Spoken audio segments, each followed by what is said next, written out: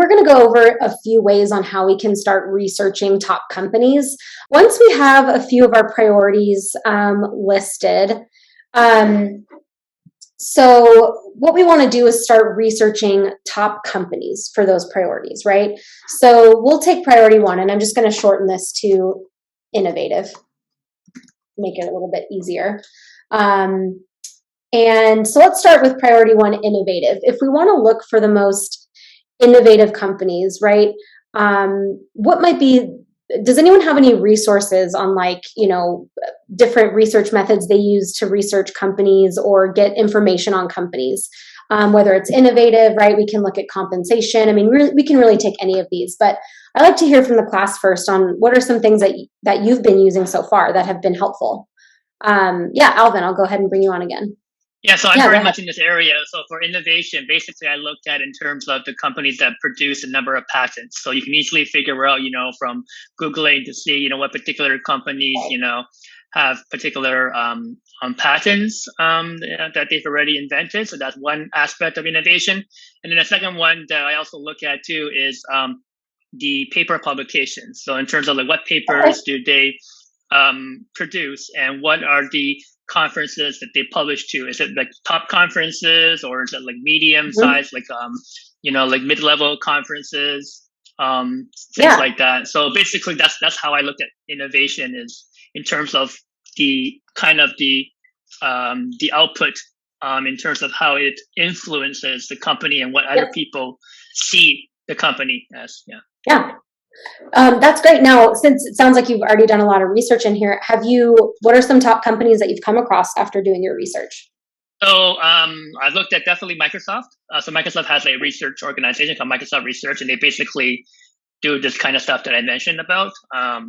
Also, as well, Amazon does a lot of work with academics. I know some of the Amazon people that do that. Facebook also as well has a research lab that they do kind of stuff too as well. And also definitely Google. So Google does a lot of this, innovation and this kind of research where they do what I think it's something like 80-20 kind of split, where you do, 80%, on your own particular work, but you have 20% that you can work on pet projects, I've heard of that. Yeah, that's really cool. Yeah, thanks. Doesn't surprise me any of the companies you came up with. But yeah, I mean, that's a good route to go, looking at papers, things like that. That's great. What about for compensation? If compensation is one of your priorities, sorry, Stephen, I see your hand up. 1 second. Hi, yep, go ahead. Hey, hi there.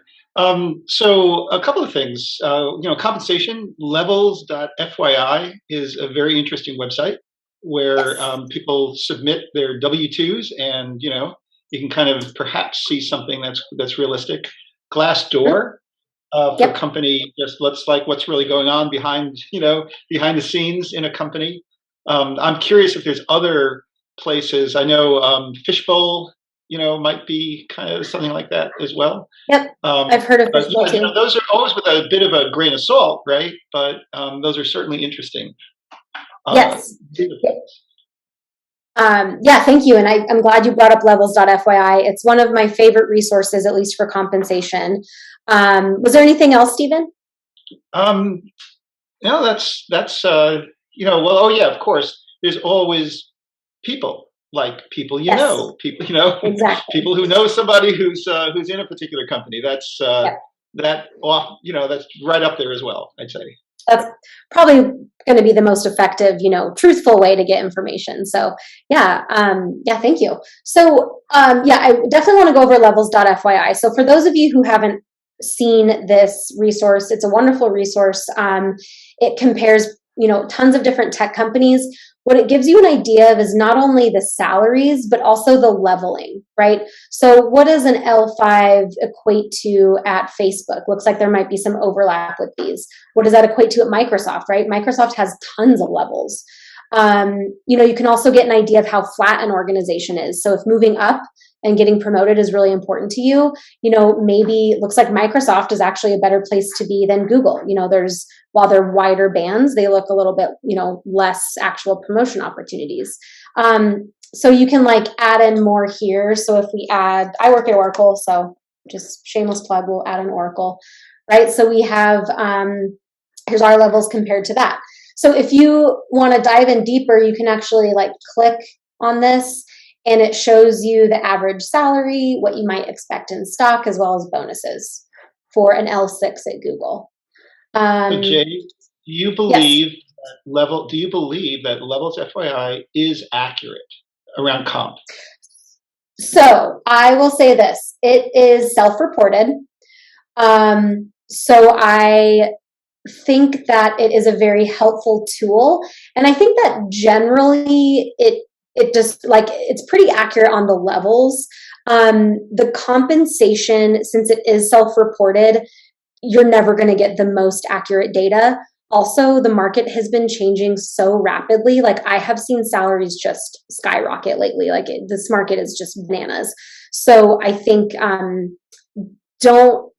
think you can compare like generally who might pay a higher salary, generally where the levels are, but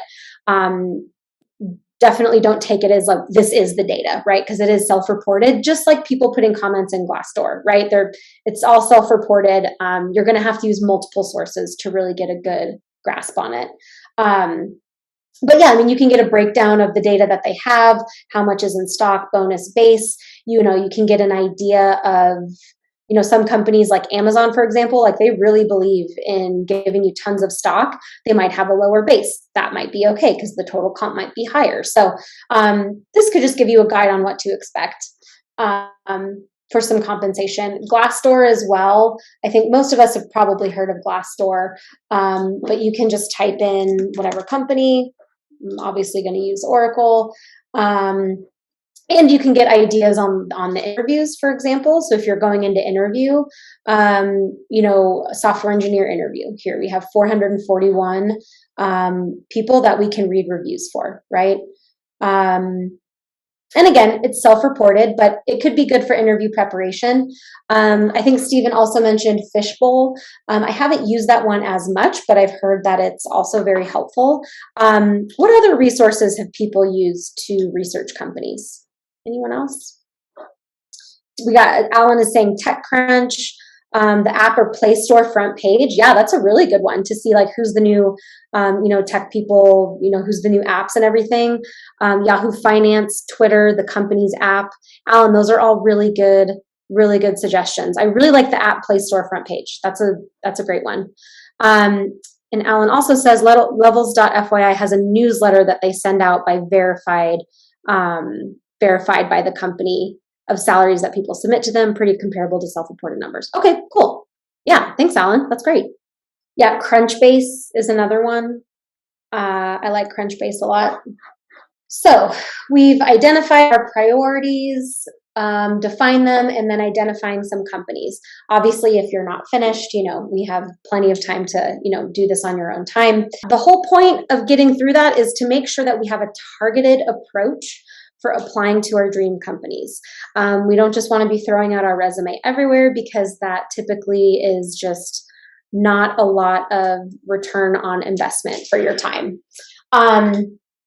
So researching our priorities, we've gone over a ton of different things that we could do. Here they are written. So we have LinkedIn, just looking at their company page. Wealthfront, I'm not sure if we mentioned that one. And also researching like their products and different projects that they're working on could be a really good way to, you know, if you're interested in like a specific type of product or project, could be a great way. You know, the specific company pages, you know, get an idea of their culture. So I think we came up with a lot of these great ideas. So yeah.